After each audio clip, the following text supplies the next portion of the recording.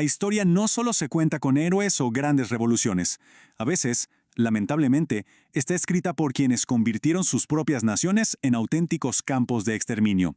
Para este análisis vamos a dejar las ideas de lado por un momento y nos vamos a enfocar en las cifras, unas cifras escalofriantes que nos muestran el verdadero costo del poder cuando no tiene ningún control. A ver, esta es la pregunta que nos va a guiar, porque si lo pensamos, más allá de las ideologías, más allá de la ambición, el factor común es siempre, pero siempre el mismo, el poder absoluto en manos de una sola persona. Vamos a ver cómo es que esto llega a ser posible. Bien, este va a ser nuestro recorrido. Vamos a analizar tres modelos, tres arquetipos de tiranía, la que nace de la codicia personal, la que se alimenta del odio ideológico y la que surge de una supuesta utopía revolucionaria. Y vamos a ver que cada una, a su manera, tuvo un resultado espantosamente similar. Empezamos con un caso que de verdad demuestra que no hace falta un gran ejército ni una ideología para cometer un genocidio. A veces, solo basta la ambición. La ambición sin límites de un rey que vio un continente entero no como un lugar con gente, sino como su mina de oro personal. Miren, la estrategia de Leopoldo fue muy astuta. Él no actuó en nombre de Bélgica, no, actuó para sí mismo.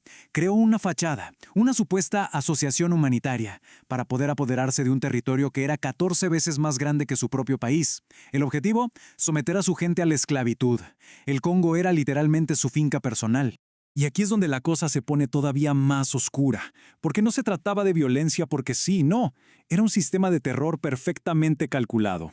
A su milicia privada se le pedían pruebas de cada bala que gastaban. ¿Y cuál era la prueba? Una mano cortada. Así, el terror se convirtió en su herramienta de producción más eficiente.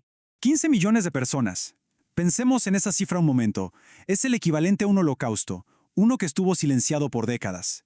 Y no fue por una ideología, fue por la simple y brutal codicia de un solo hombre, que por cierto murió en su palacio, rodeado de lujos pagados con toda esta sangre. Bueno, ahora pasamos a un modelo muy diferente. ¿Qué pasa cuando el poder absoluto no busca la riqueza personal, sino imponer una ideología a toda costa? Pues aquí la destrucción se convierte en una industria, una que se ejecuta con una frialdad y una eficiencia que de verdad aterran. Aquí tenemos las dos caras del totalitarismo del siglo XX. Por un lado, Hitler, que usó el odio racial para señalar a su enemigo. Por el otro, Stalin, que usó la paranoia política para hacer lo mismo. Uno construyó fábricas para matar gente, el otro usó el hambre como su arma principal. Dos caminos totalmente distintos, pero con el mismo resultado, millones de vidas convertidas en una simple estadística. Es que con Hitler, la maldad alcanzó una eficiencia burocrática. Pensemos en Auschwitz, en Treblinka. Esos lugares no eran prisiones, eran líneas de ensamblaje de la muerte, diseñadas para borrar del mapa a pueblos enteros con una precisión inhumana. Y el resultado fue 17 millones de víctimas, 6 millones de ellas judías, asesinadas en el Holocausto, pero junto a ellas también gitanos, homosexuales, discapacitados, y millones de civiles de los países que invadieron. Una cicatriz que el mundo simplemente no puede borrar. Ahora veamos el caso de Stalin. Su crueldad era quizá más silenciosa, pero igual de metódica.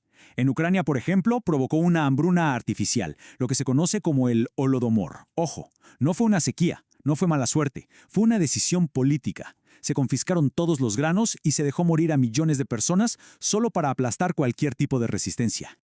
30 millones. De verdad, es una cifra que desafía la comprensión. Son las víctimas de las hambrunas planificadas, de las purgas del Gran Terror y de los campos de trabajo forzado, los famosos kulaks.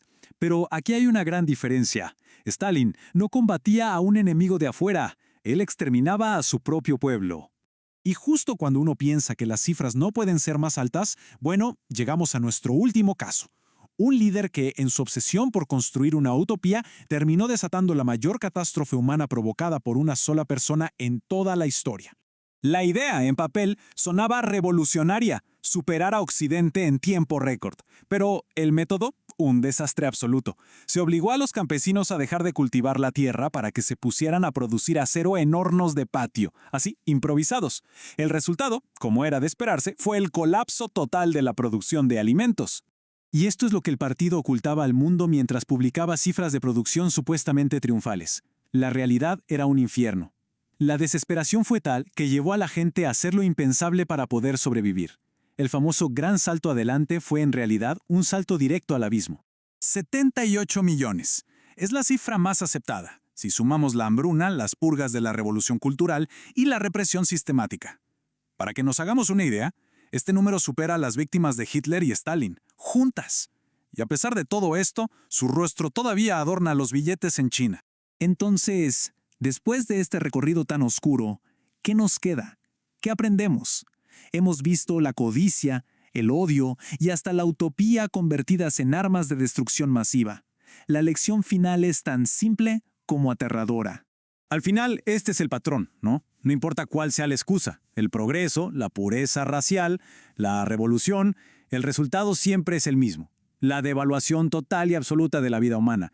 Cuando una sola persona tiene el poder de decidir quién vive y quién muere, la humanidad entera pierde. Y creo que esta es la conclusión de todo nuestro análisis. Estas historias no son solo un eco del pasado. Son recordatorios permanentes de lo que pasa cuando el poder absoluto de una persona no encuentra ningún tipo de freno.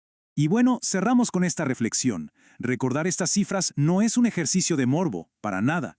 Es un acto de responsabilidad. Porque entender cómo ocurrieron estas tragedias es quizás el único modo que tenemos de asegurar que nunca, pero nunca jamás, se vuelvan a repetir.